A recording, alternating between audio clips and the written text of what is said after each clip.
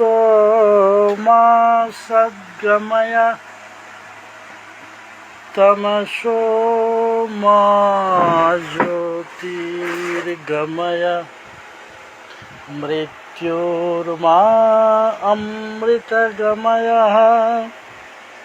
ध्वज की परंपरागत सभ्यता में आदिकाल से ही यह प्रारंभ ध्वज के उद्देश्य से किसी स्थान विशेष की पहचान करवाना मात्र ही नहीं, यह कालांतर में ध्वज को स्थान विशेष के साथ साथ वर्ण, विचारधारा आदि के भी प्रतीक होते हैं।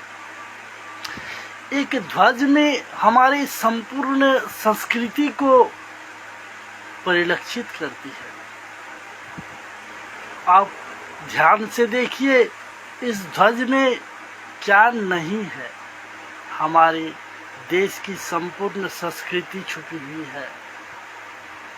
हमारे इस तीनों रंगों में जो हमारी वैदिक विधा है, उनमें संपूर्ण वेदों की परिदर्शित और लक्षित सारे सद्गुणों को समावेश करते हुए उस अशोक चक्र की उन 24 जो लड़ी है, उन लड़ियों में हमारे संपूर्ण संस्कृति को समाहित करते हुए और परिदर्शित किया गया है। हमारे यह राष्ट्रीय ध्वज को चर्चा और वैदिक काल में यह अथर्ववेद में कुछ मंत्र इस तरह से कहे गए हैं। बहुत ये राष्ट्रीय ध्वज को आकार और प्रकार को उल्लेखित करते हुए कहे हैं। 5वें और 21वें और 12वें और 11वें में अथर्ववेद में कहा गया है। 11 अध्याय में भी यह दिया गया है।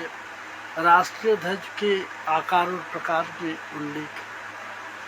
राष्ट्रीय ध्वज के इन दिनों राष्ट्रीय ध्वज के रंग लाल होता था और उस पर सनातन के चिन्ह अंकित और सूर्य के चिन्ह अंकित होते थे।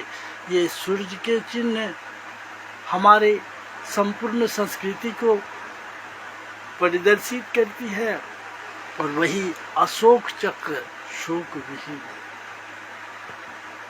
को अंकित करती है। और राष्ट्रीय ध्वज की यह संपूर्ण स्वरूप संस्कृति और प्रवृत्ति का प्रतीक है।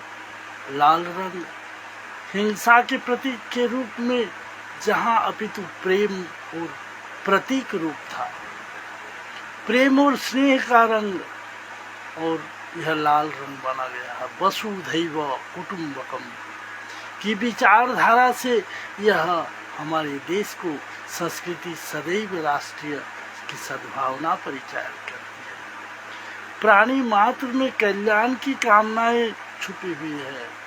इसीलिए सर्वे भवन्तु सुखिना, सर्वे सन्तु निरामया की भावना को परिव्यक्त करते हुए आपस में भाईचारे का संपूर्ण विश्व की हित की कामना को लेते हुए राष्ट्रीय ध्वज में लाल रंग को समाई गई है। और सूर्य का तेज भी यह सदैव प्रेरणा का स्रोत होता है। इसलिए ऋग्वेद में यह प्रारंभिक ऋचाओं में भी इसका वर्णन किया गया है।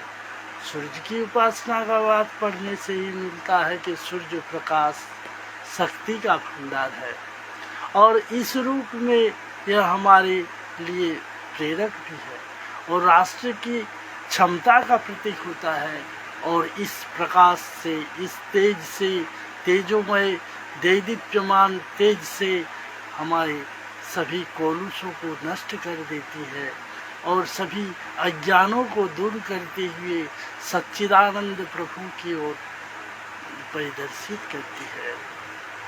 अपितु सत्य और ज्ञान की प्राप्ति होती है।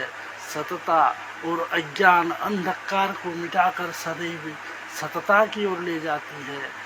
इसीलिए सादा रंग जो चिरंतन सत्य है, सादा, जब हम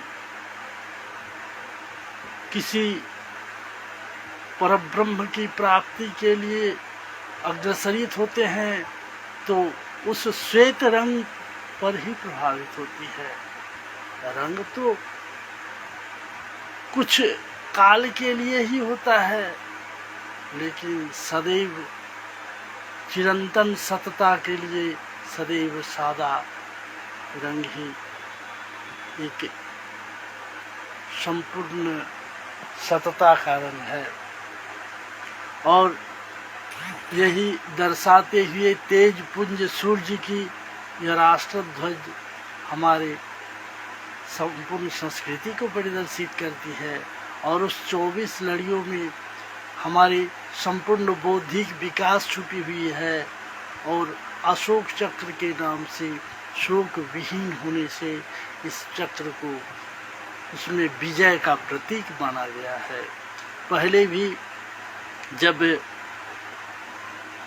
युद्ध हुआ करता था वैदिक काल में, तो वो ध्वज भी लाल रंग के ही हुआ करता था, जिस पर विजय का प्रतीक होता था। विजय पताका के नाम से वो भी लाल रंग ही से सुसज्जित होते थे, सूर्य की रश्मि से सुसज्जित होते थे, सूर्य को अंकित करते हुए। और उसमें तेज और बल की सारी प्रक्रियाएं भरी हुई होती है। और यही संस्कृति को परिदर्शित करती है। हमारे इस राष्ट्रीय ध्वज में छुपी हुई सारे क्रियाओं में एक एक लड़ी में सारा संसार बसा हुआ है। सूर्य चिन्ह श्वेत वर्ण से अंकित करना महत्वपूर्ण है। श्वेत वर्ण शांति का प्रतीक है, शक्ति पुंज है। और सूर्य की श्वेत वर्ण अंकित करना अभिप्राय यह है कि हम शक्ति और शांति की ओर उपासना करते हैं। और कार्यों को उद्वेलित करने के लिए, हमें प्रेरित करने के लिए, हमें अग्रसरित होने के लिए निर्देश देती है। और फिर बताया जाता है, अथर्ववेद में कहा गया है, अभयं मित्राद भयं पुरु ज अभयं भक्त भयं दिवान सर्वा आशा मित्रं भवन्तु। अर्थात हमें मित्र और अमित्र से अभय प्राप्त हो, परिचित से और अपरिचित से अभय प्राप्त हो, रात्रि एवं दिन से अभय प्राप्त हो, सारी दिशाएं हमारे मित्र की हो जाए और युद्ध में विजय प्राप्त करे। उपरांत हमें अभिजीत अपराजित इस राष्ट्र ध्वज को अधीन करने के लिए हमें संपूर्ण इस पर संग्रामं संजित्य तथा लोकान् तिष्ठत् ध्वजम्।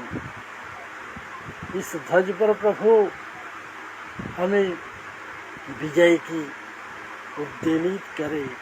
और यही कहते हुए मैं जन जन से यही अनुरोध करूंगा कि हमारे इस गौरवपूर्ण राष्ट्रीय ध्वज को सदा चिरंतन अमर और अपने हृदय में बसाते हुए, अपने सद्भावना को प्रस्तुत करते हुए संपूर्ण संसार में जन जन पे हित की भावना रखते हुए, देश की कल्याण की भावना रखते हुए इन पर अपना जान लुटा दे।